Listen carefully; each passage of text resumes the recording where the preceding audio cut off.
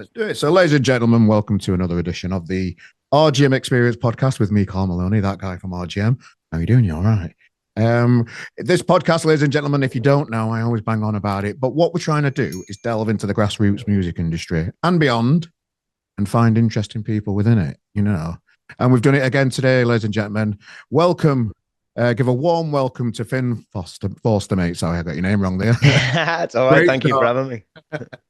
No, thank you for having me, mate. You're It's welcome good to to be it. on. How are you doing today? So you're in this posh studio then. This is all very Yeah, I professional. mean, it's yeah, I kind of spent a lot of last year. I got approached. I was doing my thing on socials and stuff, and Yeah. as overwhelming as it is to kind of juggle the different platforms as an artist, I was Yeah. quite slow getting into TikTok, which is a bit of a nightmare. But Yeah. I got approached by like an agency, and they were like, "Do you want to do lives?" And I was like, "Well, I kind of have a little bit of experience with lives because I kickstarted my whole project in lockdown, really, Yeah. in 2020, and I started. I remember like first or second week in, I was just like, I'm going to do this thing called the quarantine sessions, and Yeah. jumped on Facebook at the time, did a lot of live sessions, so."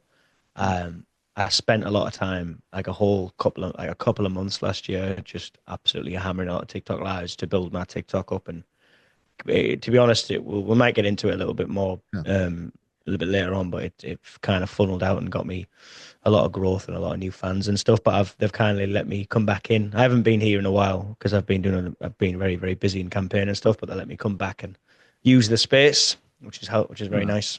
Well, let's hang around it a little bit because I'm fascinated with TikTok. I'm shit at it. I don't know what I'm doing with it. I'm probably too old for it. So just talk us through the processes that you've been through on there and how much it's and what difference it's made for you, really. Because help me understand the appeal of that thing. Yeah, I mean, I've always came from a place of which I completely think everyone should Mm. definitely kind of approach social media as well in this way. Is I've always came from a place where I try and make grow everything together. I don't really put all my focus and all my attention into one platform. There's obviously platforms that grow way faster or they do a lot better than others. Mm. But with TikTok, I was quite slow with it. It's it's one of them things where you'll hear hundreds and thousands of conversations and different opinions and stuff from different artists and industry people, and it has its ups and downs. It's a bit of a roller coaster, but you just got you need to take a step back from it as a platform, think about what you can get out of it, be clever with it. So I've had a roller coaster over time with it. I remember, it's been, but I just remember jumping on it like probably about 2 or 3 years ago. Didn't really know how to use it. Still really not the best with it really, but I was just using it as a tool and then had absolutely nothing back from it for a long time. I'm talking Yeah.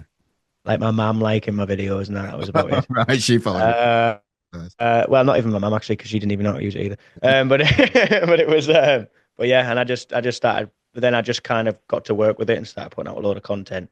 And I've started growing. It's still really really slow compared to my other platforms, but Uh, what I started to learn, I've just learned on the spot with it really, and then started doing a lot of lives with it. And I've started funneling it out and kind of connecting it with other things. So I've yeah, and I was lucky enough because I was pumping that much content out on there. A couple of them have done all right. I finally got past the 200 view thing, and a couple of them have hit like 170,000 views and stuff. And then that's taken a lot of people over to my Spotify, my Apple Music, my YouTube, and it kind of you can kind of see how it can all interlink. So I mean, yeah, with TikTok, it's obviously, you know, like it's gonna come to a point where there's a bit of a crunch time, isn't there, where they might be banning it in the US. Have you heard about this? yeah. Yeah. Yeah. So Like I think it's by the 18th or something thinking like that. the scared of the Chinese grabbing everybody's information and data. Something's going on, isn't it? So like that's the importance of, I think, if you're an artist. I've always approached social media with not concentrating too much on just one thing, but Yeah. doing it as much as you can, bringing everything together, doing everything together, and it's because if one of them falls, you haven't got all your eggs in one basket, kind of thing. I did Yeah. see a tweet from Aggressive Management, my mate Neil, the other day, and he said, with all this stuff going off in America, or what could happen with TikTok, it could happen here straight after. You know what they're liable to. They could just follow, Yeah, exactly. and anything could happen. So there's a lot of bands need to think about these things that could happen and not just rely on social media. Start building up and Oh, gather, 100%. gather your own data, like email addresses, and building up a mailing list, Yeah, just so you don't have to rely on these things. it's the most, probably single-handedly the most important thing as an Mm, artist. I would say on par with your music, to be honest. mm, Which is kind of might be controversial, but if you can write the best song in the world, but if you can't yeah. get out to anyone, it's pointless. And we live in an age now where we're ruled by corporations, we're ruled by a lot of people in the bigger leagues, a lot of the big companies that they're going to prioritize keeping data over you, over anyone. Yeah. So you need to protect your career, you need to protect your relationship with your fans in the best way possible, and doing that is through means of a mailing list. I've took it a step further now, where I've been working with a company called Cool Rivers, Oh, which I'm hoping. Well, I'm not hoping. I know you'll definitely be hearing a lot more of as time goes on. But I've been fortunate enough to meet the CEO and the director of it, and we worked with it for the last 12 months. And it's kind of taken the best bits of all of the platforms, all social media, and then incorporating it into like a community style sort of creative drift space, where people sign up via email. It's going to be kind of building as we go on as well. I've launched it a couple of weeks ago at the start of the year. You sign up via email. mm, It's called a creator drift. It's like an exclusive fan zone. So the way I'm using it is it's basically components of all the best components of all your social media platforms. You can put a status up, you can put your carousels, your photos, you can put videos on there.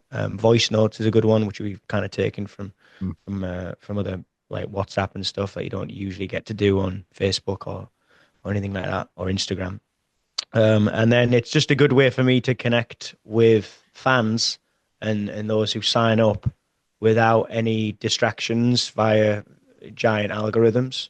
Because we're that far into the rabbit hole of algorithms now, I think, with other platforms, that it's so difficult to get anything across to anyone.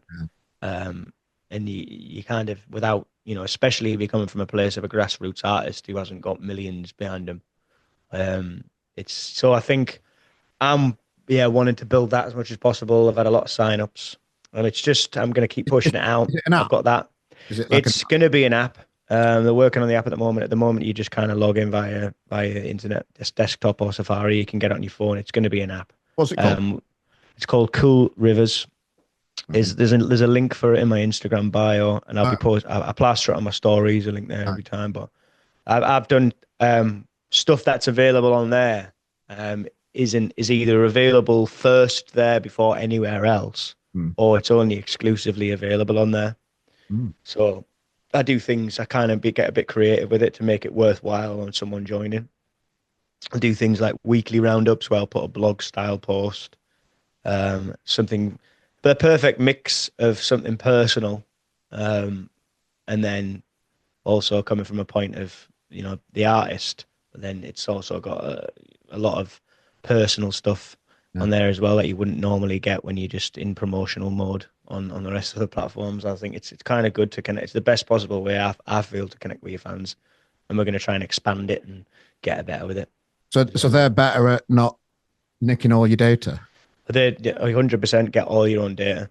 Right, nice. So they're always they're artist and creative first. That's why I kind of wanted to work with them, because Jude, who's the sort of director of it all, the brain behind it all, is Yeah. a photographer by trade, a creative herself, very successful photographer, creative, Yeah. and she's really really passionate about it, and passionate about creatives, getting to protect the data and protect what they create basically. And I Mm, think it's so like you spoke about, it's so easy nowadays to sort of just get lost amongst the millions of other things that are going on other platforms. We've so feels like we've gone so mm, far down a sort of crevasse of just absolute brain rot, and so many different platforms where I'm guilty of it myself as well. I'll be trying to go to sleep on a night and find myself watching some guy clean a Yeah. horse hoof, and I'm like, what? I should be like doing something else here, surely. And I've watched like 5 videos of it. It's always It's time for cat videos, mate. There's always yeah, the cat videos, everything, man. So I think it's gonna be it's in its like smaller. It's just starting. It's in its beginnings. It's humble yeah, beginnings at the moment, but I'm hoping as things grow for me, my profile grows, I can keep consistently putting it out there. And then if I can get to a point, a year or 2 or 3 down the line, and I've built this creator drift, this exclusive fan zone where there's nothing else on there, on my creator drift that's going to distract anyone. It's just a direct to fan space where they can, like no other. I can build that as much as possible. Come the times when I'm going to be, come album time or anything new coming out or touring, it's going to be so much easier to collect my data, and grow things and yeah. contact the fan base and stuff, contact people. It's great. Well, you mentioned that a little bit about all the different type of things you can do on different social media places, and you mentioned things like that you can do voice notes and that kind of stuff on there.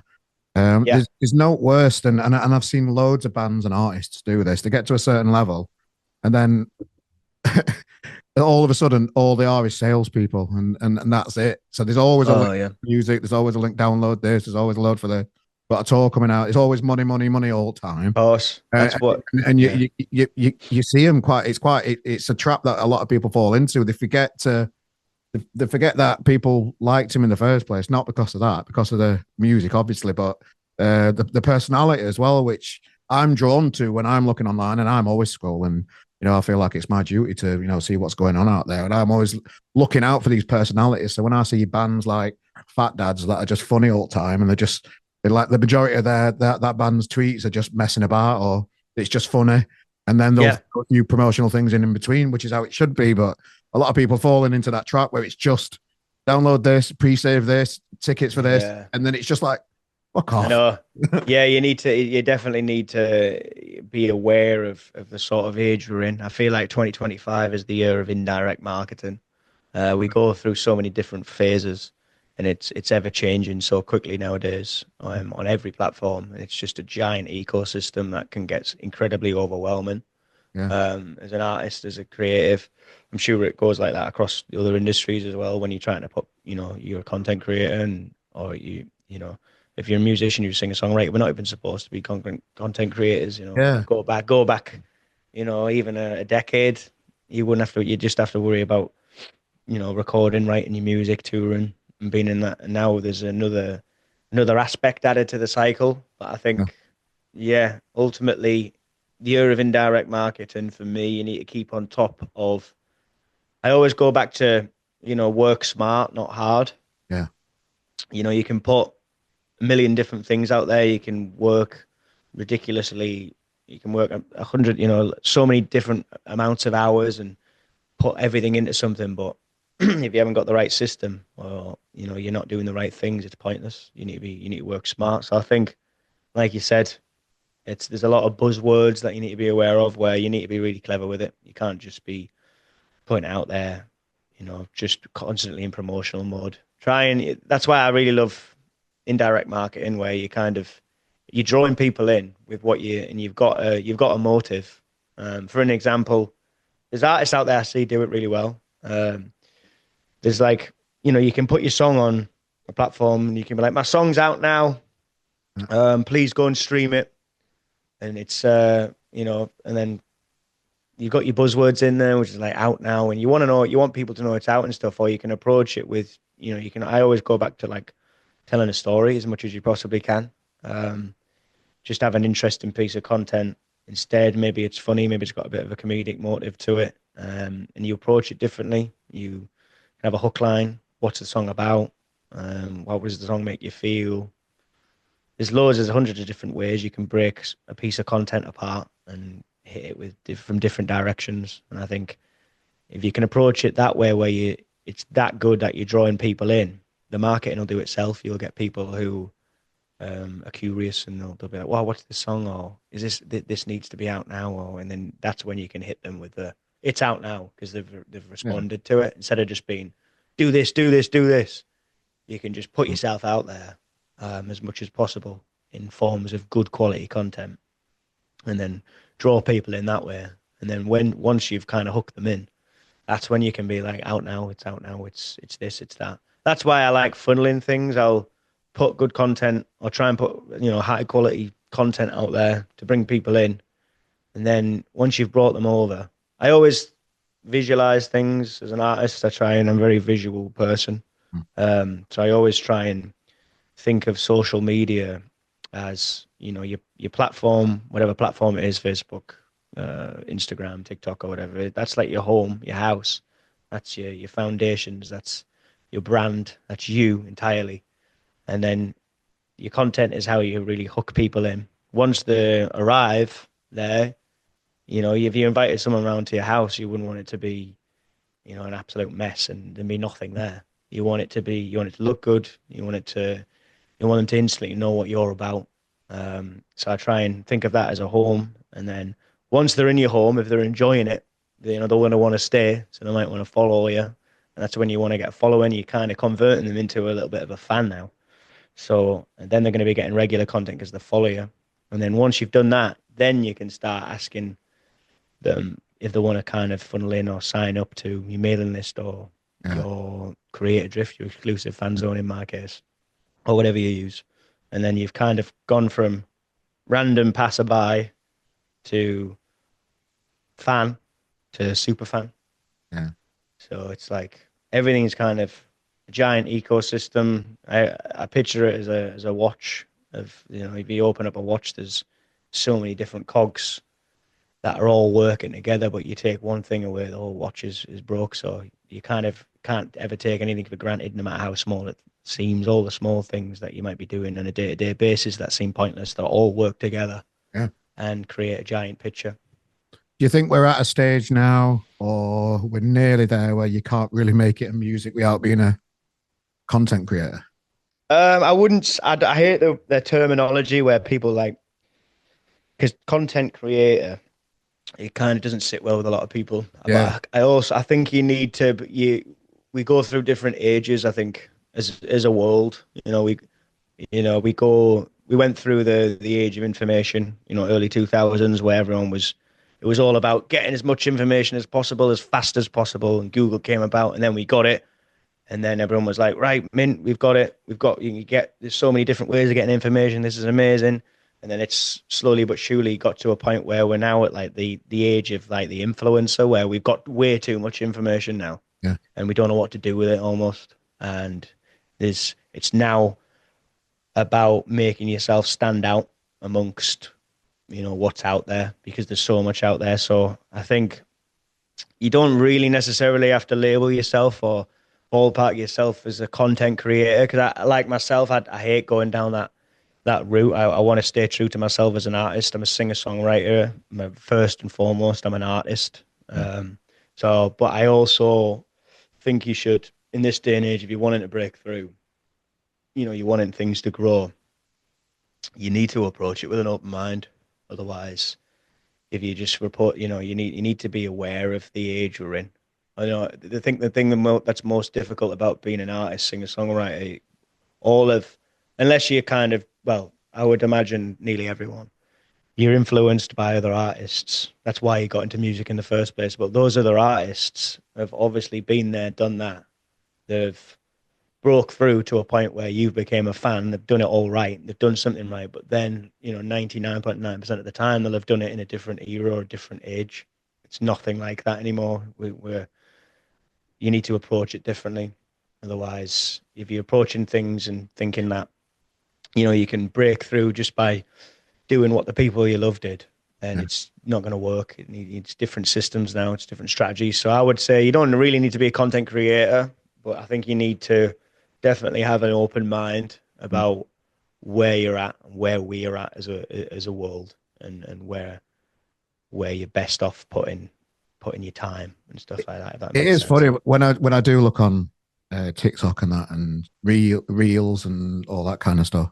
I try and do a few on through RGM just for these interviews and stuff that I do, they do get good engagement. They are good, but you do stumble across a lot of bands, particularly newer bands. You do see them trying a reel because they've seen somebody else do it, and it just looks a bit crap because they're not very good at it. They're just Yeah, doing it. They're doing it you because need they've to, seen somebody else do it, and yeah. it can have a negative impact. So I just think, oh, fair enough for trying, mate, but because I'm quite forgiving like that Mm, when I see it. But a lot of people I think, oh, that's a bit crap. I'm not going to get involved with them. yeah, But I know what you you've got to mean. start somewhere, though, aren't you? I suppose. It's hard. It's really hard because, like I said, it feels like we're in the age of the influencer now, where you just Yeah, every single time you open up your phone, you're influenced by something. You something in front of you, no matter what it is. It's by millions of different micro pieces of content. yeah, So I think you need to kind of take everything with a pinch of salt, really, as an artist. You can't you need to stay true to yourself as much as possible. I think what I've learned through time of putting hundreds and hundreds of pieces of content out and knowing what kind of works for me and what doesn't is the more I'm myself, yeah, the more people connect. And I think that goes across the board with anyone. People, as humans, we can see through something that's not genuine a lot of the yeah. time, especially if you're a Straight, creative. straight away. So you be, Sticks out. Yeah, yeah. it's hard to do though. It's really difficult to do because, well, I've found it difficult as well because you don't, especially if you're going through bouts of, you know, things not working very well, and you think, well, is it me? Is it, Yeah. is it this? Is it that? But you need that confidence. You need to keep that confidence, that consistency, and you need to have that belief within yourself. I think Hmm. if you don't have it, then it's not for you. Oh, well, It's that's difficult. all fascinating stuff. I'll put a link to your Cool Rivers thing in there, and then Oh, yeah, yeah, nice one, man. have a little nosy and have a look at that. That sounds great. So let's rewind a little bit then. So you're from the borough, are you then? Middlesbrough, is it? Yes, from Middlesbrough. Talk us, So tell us a little bit about how you came into this world and grew up in Middlesbrough and the people and the place around you. yeah, so I grew up in Middlesbrough, which is a small, well, it's not really small actually. It's quite a big industrial town in the northeast of England, on just off the northeast coast. I was born in a place called Gisborough, Hmm. like a market town, and we're kind of sandwiched around Sunderland and Newcastle. So if you go anywhere outside of Middlesbrough, people either think you're a Geordie or a Mackem, but I'm neither.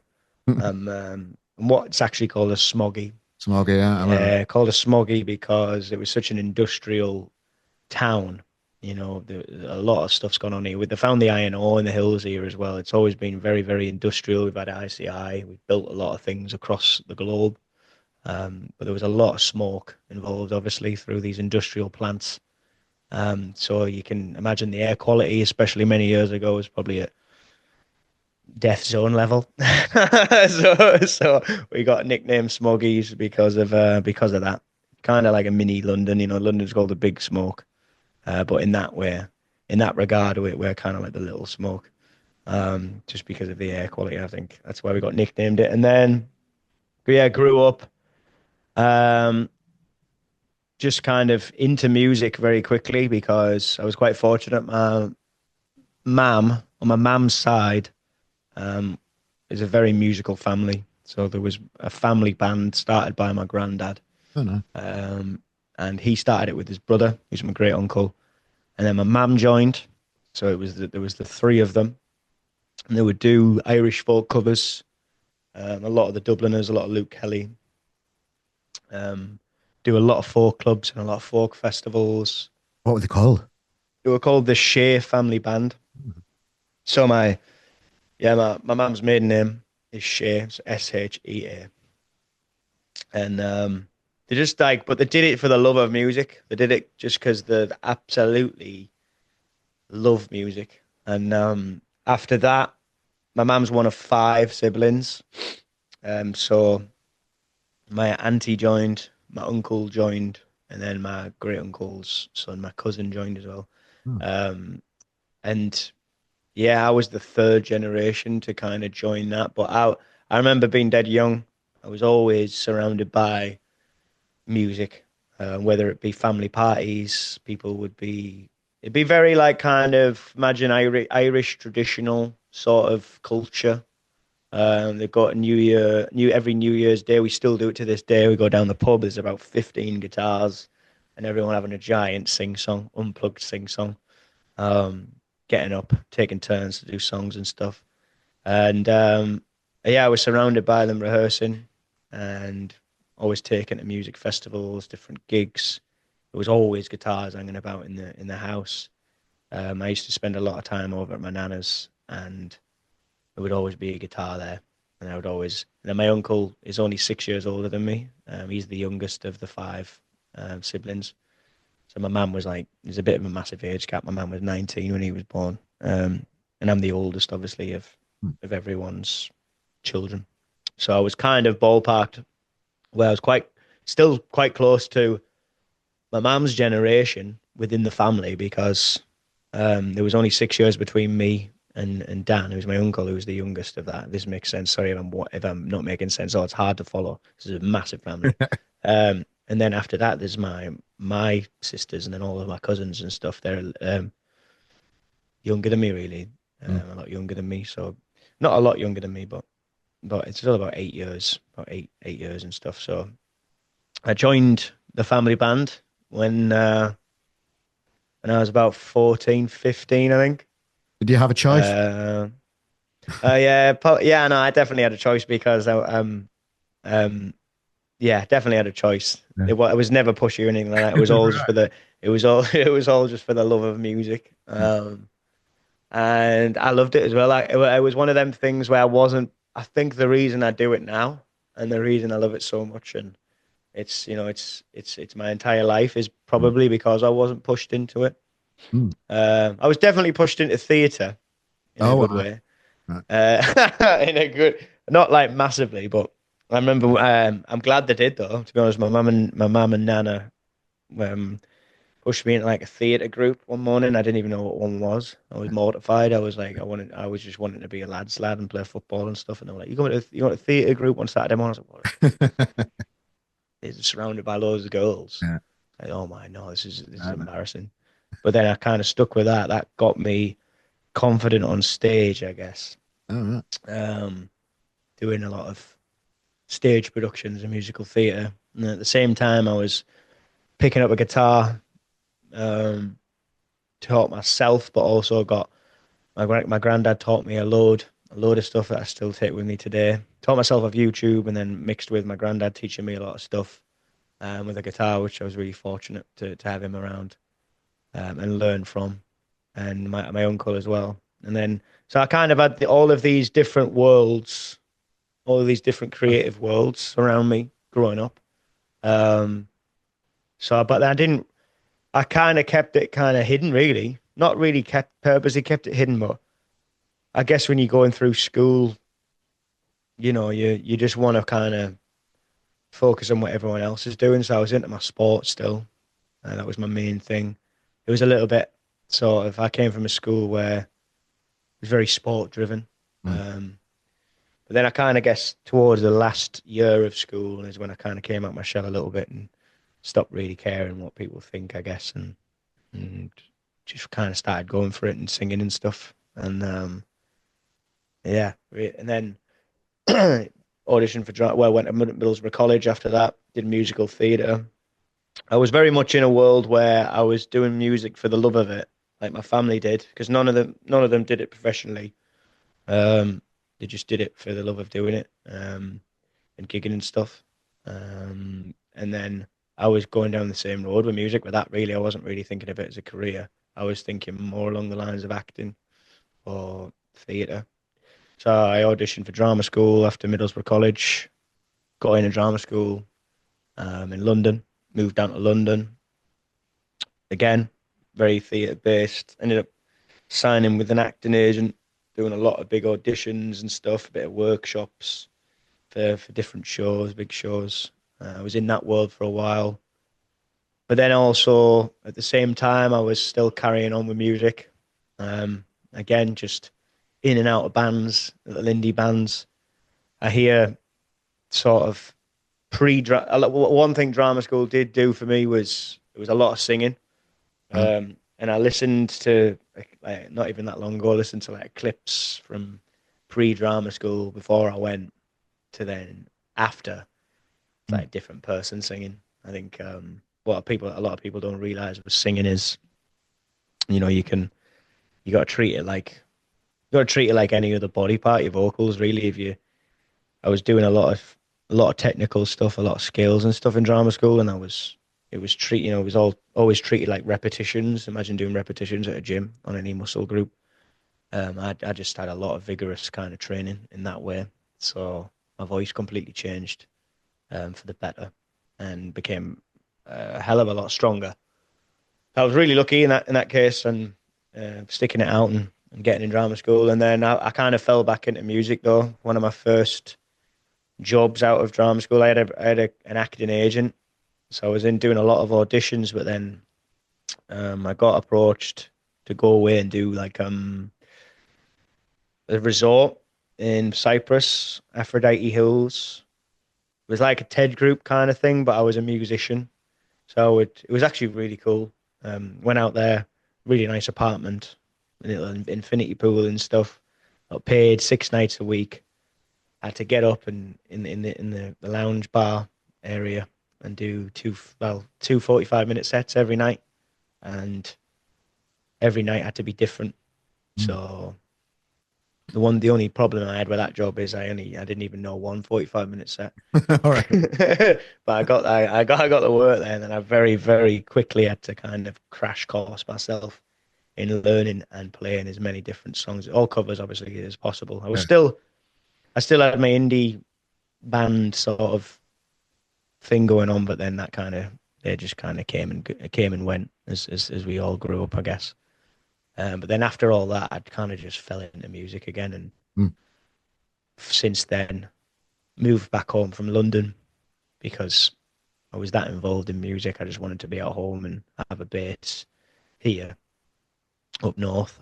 And yeah, since then, kind of kick-started back into music. I was we're gigging a lot of pubs, probably paid hundreds of thousands of, probably thousands actually of Mm. gigs, definitely done thousands of gigs of all different kinds of size. Open mics, different pubs, played hundreds and hundreds and hundreds of gigs to no one. Um, Good ones, bad ones, you name it. It's like the practice of the 10,000 hour rule. Where you just got to get out there and do as much as possible. It's all character building as well, and just build yourself that way. And then it wasn't really until lockdown where I was kind of I had to hit the brakes on things, obviously, as we all did. And I was like, what is it I'm actually wanting to do here? Because I had no direction. I had no one around me that had any experience with the music industry or how to actually pursue music as a career if you want to be an artist. Yeah. So I started from scratch really, and that's when things got very interesting in lockdown, and I could knuckle down. Well, you mentioned something there about like doing the acting and stuff. It gave you the confidence to not give a shit what people think about you. I think that's a major stage in anybody's life, particularly if you're in the creative industry. I think. Yeah, It took me till I was in my late 20s to get to that stage, and I can remember it. It's like I could just remember thinking, why do I give a shit about what he thinks or what they say or what? And then it's really liberating in it to just think I don't give a fuck anymore. I'm just going to do what I'm going to do, and I'm going to have the yeah, confidence in what I'm going to do. It's quite. How did that like manifest itself with you? yeah. Well, I think I was yeah at the time it seemed horrendous, and I wouldn't. If I ever have children, I wouldn't want them to go through it. But um, I think I had such a long period of time where I was just dealt with so much rejection consistently Yeah, all the time. It's all I knew. Didn't um like probably over 100 auditions in the space of 2 3 years where I just didn't get a single yes. yeah, But it wasn't only just getting no's, it was getting through rounds and through rounds and through rounds and getting to the final round and then losing out marginally, but then not really finding out. And then 90% of people who I was kind of connected with in that world no longer do anything to do with the arts because of how psychologically kind of challenging and damaging it can be in that world. But I kind of used it. I don't know why. I've always had the. I don't know whether it's my mum's kind of the same. You know, it's genetic or whatever. But I kind of just I've always used stuff like that as fuel um, to motivate me even more. Which is quite fortunate. I've always had that mindset, I guess, because I've just never I've had the mindset of just never ever quitting in anything, um, and just continuing to persevere no matter what. So I put down. I was thinking about this the other day. I put down my, you know, I've had, especially last year, and then obviously we're just into this year, but a lot of the success I'm having now and progression I've had in a short space of time. Um, is definitely, I would say, more so down to my resilience through how many times I've failed than Mm. it is through any success I've ever had. It's definitely down to the amount of failure I've endured and being able to just kind of persevere and probably always will. I feel a lot of gratitude that that's kind of instilled into my mind as well. I feel like if you have that instilled, because you can, it's something you can kind of definitely learn and work on as well within yourself and try and build into yourself, I think. But if you've got that as an artist, the rest will follow. But acting's not for you then, pal. No, I mean, acting definitely is for me, Oh, 100%. Yeah, weirdly, believe it or not, the since not having an acting, I just had to kind of sideline it a little bit because the both worlds clash.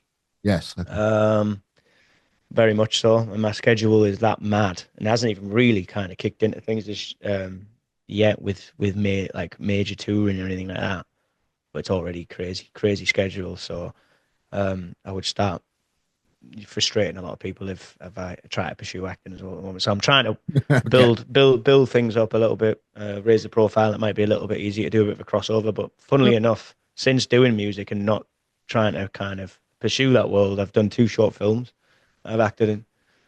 Um, which one of them will be out. I think I'm going doing the rounds of the festivals. It's called Offload. I won't talk about it too much because I might not be allowed to, but that'll be available at some point. So I'll be sharing some stuff to do with that. That was really cool to be involved with. Isn't it funny the world, eh? When you stop trying to pursue something, then you just Yeah, end up getting what you want. yeah, man. I think I kind of still get a little bit from the world of acting as well via music videos. There's been a lot of music videos that I've been involved in writing, came up with the ideas for, had a vision for, and then I just yeah, I use that as a kind of means to jump back into the world of acting, I guess. And it's it's the definitely puts me back into the world of being behind a camera. So we'll see. I definitely you'd think, wouldn't you, like after that out of I that know. build up there, what I've just given you there, how horrible I made it sound. I'm like, but then again, it's just down to me. I guess I'm like, you could be there's two people, there's two different types of people, and then there's someone that it'd absolutely ruin, and you'd be like, I couldn't think of anything worse than doing this again. Or there's me, and probably a lot of other people where you just kind of think about it all, and you think, right, that's what's the next thing? Yeah. You keep going. Well, I was just reading through your notes, and you're signed to the same live agent as Ed Sheeran, and Yeah, he's been acting and that kind of stuff, and what a place to be, the same live agent as the big boys. So what kind of stresses and extra pressures to being signed to a label as well, Interval Records? What kind of extra pressures yeah. do those things bring onto you as an artist? I've been really fortunate, I think, because as I'm sure a lot of, if you're an artist and you're listening to this now, you might be in a position where you're like I was, where you're actively, your goals are to sign with a live agent or sign with a label or this and that. Now, it took me a while to get to a point where that was even a question on the table on whether I was in a position where a live agent or a label would want to get involved. And I remember just felt like I was, you know, hitting a brick wall for years. Yeah. I started when I first started. It was, and I look back now and I kind of think I'm really grateful that it took a while. When I say a while, It did take a while. It took like 4 years for all of it. How old are you For now, any, Finn? I'm How old are you? 20, 28. Wow. Yeah. So I started music when I was about properly when I was about 23, 24. I was doing a lot before then, but properly started my artist career and my project Mm. um, in like 2020 lockdown. And but I started completely from scratch. Didn't know a single person Yeah. that had any link to the industry. Um, Obviously, had no money, so just had to work multiple jobs.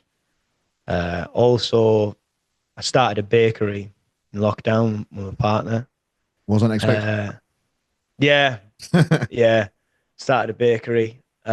Started just had this. I was working in a coffee shop, and then I was like, sometimes some things will click in your head. I'm like, I'm sure, like there was people coming in and they were delivering like cakes and stuff like that, and different baked goods. And I was like, I live with my partner, Sophie. Like she's really good at baking. I was like, put two and two together. I was like, we're in this weird lockdown phase where everything's takeout anyway. It's like, why don't we just start doing it from home? And then it just went mad and mad and mad. And then got to a point where we ended up opening up an actual shop.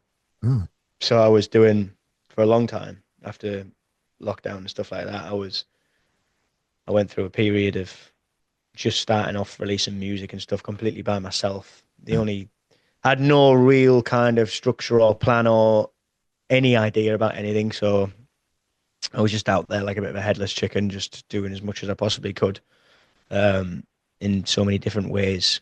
And then I was funding it all via this bakery. So I was doing gigs and I was traveling to do like mad gigs and stuff. Right. Um, Let's and let's then let's get into baking. Will what did you bake? What were the cookies, giant cookies, all right, okay. called Maple and Dough, still available to have a look at on Instagram. But now it's now um, I left it because I didn't have time anymore. So, but my partner, she still runs two shops. Oh, She's opened up another business now, and it's inside the other two shops called Sunday Coffee and Kitchen. So she's still heavily involved in that hospitality world, and yeah. there's like a coffee shop and brunch spot. So yeah, did cookies. So alongside the music, that was a good like a weird period for me because I was I started my own business, Yeah. um, and then I was funding everything that I was doing wrongly, by the way. Like so wrong. I lost so much money, and then got hit with a massive tax bill. Yes. But then I'm kind of fortunate at how. That bloody cookie tack. Yeah, oh my word, it was. Well, I ain't got a clue about any of it because you Mm. don't really get. It goes back to like you don't get taught No. any of these valuable things Yeah. at school. One thing I would do if I can get to a point where I've raised my career and my profile enough is I would try and sort something out where you can be taught, but you can be taught the financial ways of being an artist very early on. It's Yeah. very accessible because it wasn't and it still isn't. Yeah. And you can fall into many traps, and it's the reason why a lot of it doesn't work out for a lot of people, unfortunately, in this day and age. The That's most another thing, talented. isn't it, about being a musician? You've got to know how to sort your finances and run as a self-employed. Well, it's sad to say, but it's the reason why, you know, there'll be so many unbelievably talented people out there that will never ever get heard, Yeah. and they'll just stop it altogether. They'll just be in something entirely different, all because they didn't have the financial backing or the thought that there's no possible way of doing it. But it's very, very, very difficult. I would say one of the hardest, most difficult Yeah. industries to actually break through with financially, just because of how I think it's broke at the moment. To be honest, Mm. I would definitely say it's broken at the moment. There's no funnel anymore that like there was years ago. In order to the music venue trust and stuff say it a lot, and there's how can you expect grassroots artists to get to a point and break through when there's no foundations there because of lack of funding. What I mean? It doesn't make sense, and I think we're in the process at the moment where we're kind of finding out. Mm. Look at the last year, the 2024, the top 20 artists, I think. in the UK for albums. Don't think any of them were British. I think they're all international. I think, unless there was like maybe Oh, we've one. had a few lottery winners. No, I'm talking about Oh, highest selling. oh, right, got you. Yeah, highest selling. Obviously, there's a lot of British artists out there that have done well, but if you look at like statistically the highest selling, I think top Ah, 20 in the UK, you'd think, oh, it's rife. It must be rife for British yeah, artists. It's not. It's. I think that's um,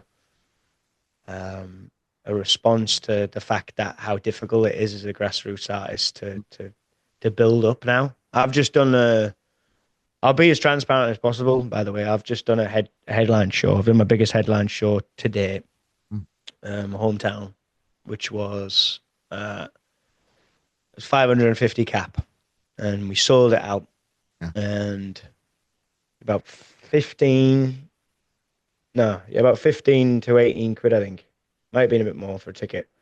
Um, and we did it as on a budget as much as possible. As much as possible, we did it on a very shoestring budget. And after everything, all expenses and paid with that, I was left with about minus £5.85. Wow. So that's off a shoestring budget as well, and trying to take into account and make cut as many costs as possible. This is where, Is that like session musicians playing with you? well, not even that. There, no, I've got my band who, fortunately, they've been with me for a while, and they are in a position where they're aware of everything as well, so they still get paid. Don't get paid like they're not the biggest expense. It's just Yeah. everything, all the little things that add up. Venue hire and stuff, and So um, how much were tickets for a gig? it's about. I'd have to double check. I think it was about 15 quid. About 15. So that's going to generate 8,250 quid. Yeah, that was about right. It's about right. Yeah. And then So the higher the that's how much. venue. That's without my manager taking any cut as Yeah. well, just Right. because we can't Yeah. either. So there's so many different. I wish I brought a spreadsheet to go through it with you, but I don't have one. But that's what we were left with. But that was not off doing anything over. I was not anything overly kind of, um, you know, overspending on anything. That was Yeah. keeping a very tight budget. So that's how difficult it is at this level. Um, I don't think it should be like that. I think, there's a lot of people who see success that happens in spurts like this, and you think, oh, you're selling out a venue, you must be making a fortune. Yeah. It's the polar opposite.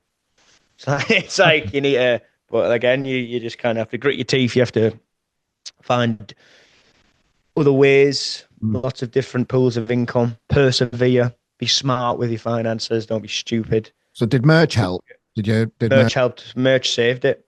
Yeah.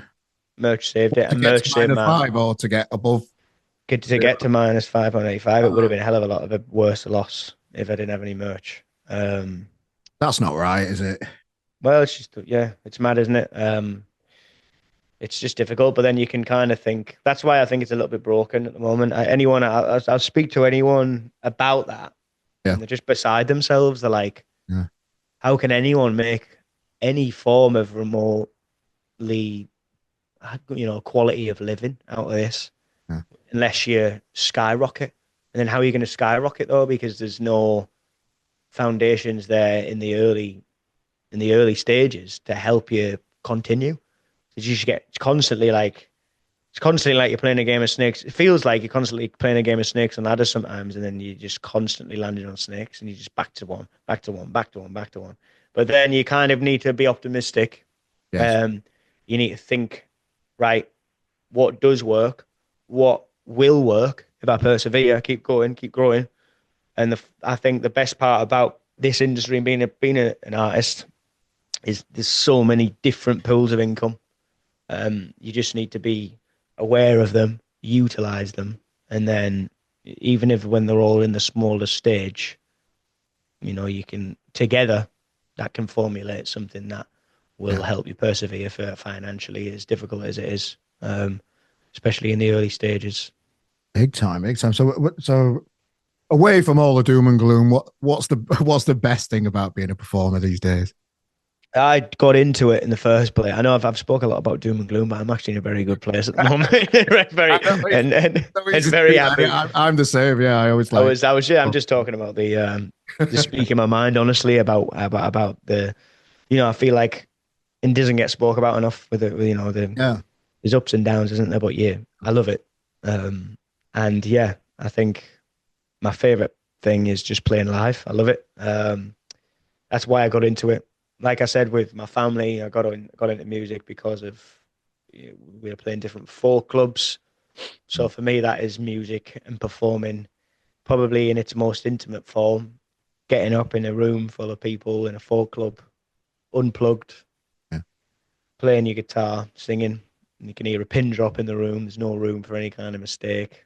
That's what I grew up doing, and that was my first introduction, I guess, into performing. And then I'm feel lucky about that because nothing after that seems so bad. If you get what I mean, I think there'll be a lot of people out there who probably have done it backwards, where they've never really performed intimately or in any kind of quiet room or in front of people. Like in that way, it's always been kind of hidden behind things, and then when they do have to do that, it becomes very difficult. But for me, I find a lot of comfort in it. It's one of my favorite things. I think playing very very intimately. I guess that's my one of my favorite things. And I just think I love the chaos of it all as well. I'm a very chaotic person. Very fortunate with my internal team around me now, with the label. That's what I was getting at. Um, that was what I was getting at earlier, where it took me a while Mm. to build the internal team around me, but I'm fortunate that it did because it helped me get to a point where, because I wasn't actively trying to forcefully look for anyone, Mm. because of what I was doing, the right people navigated towards me. Um, so I'm really fortunate, yeah, to be working on it in like a small label, but it's umbrellaed under EMI North and under Universal. So I'm quite lucky in that way because the internal team there, it's like almost like the team involved and the system we've got is almost like a independent label, but then it's actually a major label. Yeah. And then signed to John at Olia, One Phoenix Live, looks after Ed Sheeran, Mm. a lot of other big artists. He's started One Phoenix Live himself. He's branched out and it's his own live agency now. So that's quite small, tight knit compared to the masses and the giant live agency. So John's been unbelievable. Um, a lot of artists, I guess, will go through maybe feeling shelved because they feel like they're going from like a big fish in a small pond Yeah.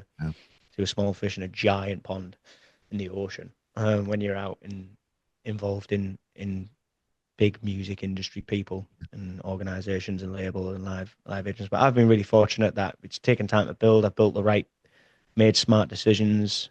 Can't take credit for all of it. My manager has been unbelievable, and the backbone to a lot of these decisions, and then helped me out tremendously. It's called Chelsea Wood Management. She started her own management as well, and I guess my favorite thing is just internally kind of keeping the cogs going and Yeah. love the chaos of it all. I love my favorite thing in the world is just being in the cycle as an artist of writing, coming up with music, performing it live, touring, releasing it, promoting it, and just being in that conveyor belt. It's my what drives me and what I want to end up being able to do as successfully as possible. That's why I do it.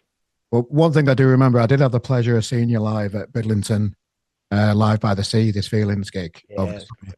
And I was stood having a beer with Mikey from this feeling. He said, "Come on, come and see this kid, Finn." I'm like, "All right, we'll come down there." And one thing that struck me was, everybody was quite, enjoying themselves. Particularly me, I was on a lot of booze that week, and everybody were. But what struck me was, in a room full of people that had been enjoying themselves all day, it'd been a long weekend. Just how quiet you got them and how concentrated they were when you were performing. And I think it takes a lot of skill to be able to do that to a room, particularly a room that's fueled up, shall I say? yeah. I think that comes with experience, Yeah. as well. I think I've never really shied down to opportunity. in that way, no matter how mental a room can be. That'll probably come with playing so many different pubs as well over the Yeah. course of so many different years, over the course of so much time. You end up playing that many bars, that many pubs where I played so many gigs where it was so pointless me even being there. Because Yeah. you've got a group of people with their back to you, screaming, trying to scream over you, singing through a microphone. Yeah. You just kind of you kind of nurture what works and your performance, and yeah, you kind of put things every time into practice and realize what works, what doesn't, how you should approach things, and yeah, just fortunate that I've had a lot of experience in doing that with just me and an acoustic guitar. I've had, I went out and I've never kind of shied down to opportunities where you'd think it'd be a nightmare for someone with just an acoustic guitar either, which I think has helped because it's Yeah. gained me experience in what you've just described, with boisterous kind of fueled up crowds. But remember that I'm quite close to the Ratings boys. The Ratings, Yeah. Yeah. Yeah. But, they're unbelievable. Really, really nice guys. They're looked after me, from very early stages. oh, nice. And I love hearing um, that about them because they're doing this. Johnny's doing the same, and Rich the man, oh, they're unreal. Honestly, they're doing the same with Freddie Alcon at the minute. yeah, yeah, yeah. That's and honestly the Freddie and sound. yeah, I The love how much to put him back. They're just smashing it. Exactly, then it inspires me to do the same. If I can get to a point where I can do that, and I'll Yeah. always try and do it. I still do it now. Where even now it's on a smaller scale. I try Yeah. and anyone messages me, I'll try and help people out as much as possible. But they took me on the road for a couple of gigs, Yeah. really early stage. I remember doing the O2 Academy Islington, and just me and my acoustic guitar. And you'd think going out, playing, just acoustic songs would be quite difficult to a crowd that's maybe expecting flares. Um, but nevertheless, they loved it. It went down really well. I learned a lot from it. Um, The great fans as yeah. well, Ratings fans. Unreal fans, yeah. I presume they've just Class. jumped on board supporting you as Of well. course. I just love the music, man. And yeah, but I've learned, I think, just over time, honing my craft and experiencing that Yeah, helped. And obviously, really fortunate to be working quite closely with this feeling this year, especially. nice. Mickey's done a lot for me and continues to do so. So Bridlington Spa was a great gig, and like first time doing it, obviously. And I mean, Owen ended up with half of your belt somehow. Keeps going on about it. yeah, yeah, it was mad. That it was quite funny. I obviously ended up being quite filled up as well after I'd Oh, nice. played. I had a Yeah, few because it was just on the getting all of the yeah, green room bar. yeah, So I might as well enjoy myself, go and watch some bands and that. yeah. Knew a couple of people there, knew Fenners as well, who was there. He's sound I've bumped into him quite a lot of times. Yeah. And I think I was chatting to who was it again? We mate Owen, he runs a festival Oh, called and yeah, I remember Manchester based, didn't he? uh, Yeah, I think I was in the middle of talking to him while I was doing my belt up because it kept coming undone, and then I ended up pulling it and then pulled off my belt, and then I just gave him it, and I was like, "There you go." And just He walked loves off. that, you know. I thought that might be quite a funny story for it to. I thought that at the time I was like, that'll be hilarious for him to just tell that story. Just like his first meeting him, I just handed him off my belt and walked off. You still got it, mate, somewhere. I bet. Yeah, I'll message him see what do it. But Yeah. you've got a brand new single out now, Long Nights. Premiered on. Speaking of the beautiful weekend at Bridlington. John Kennedy had a little chat. I met John for the first time down there. He's He's pretty lovely. supporting the music. Yeah, it's proper class in it. Mm. So tell us a little bit about the new single that's out now and what the future plans around the music Yeah. like coming up. Yeah, just obviously brought my debut EP out last year, brought a live version of it out, and then this year I really wanted to hit the ground running with new music and just keep the momentum going. So there's a 4-track EP coming out this year, the first half of this year called Embers. It's like themed and based around fire and stuff, and I guess metaphorically using fire as a means to how it can kind of be linked to emotions and Yeah. and who we are as people and stuff. And um, yeah, Long Nights is the first single off that. Um, videos out as well. All the music videos are linked as well. So if you played them all one after the other, when they're all out, which there's only one out at the moment, obviously, it'll create one short film, which is an idea I've always wanted to do. Nice. And yeah, we've had some great support from the off. Radio X, we've had multiple players from BBC Radio 2 as well, which have always championed me from the debut EP as well, which has been lovely. And it's something I kind of aim towards as well, I guess. Just because I've ended up at a place almost subconsciously without really forcing it or anything like that, but I've ended up with my sound and where I'm at.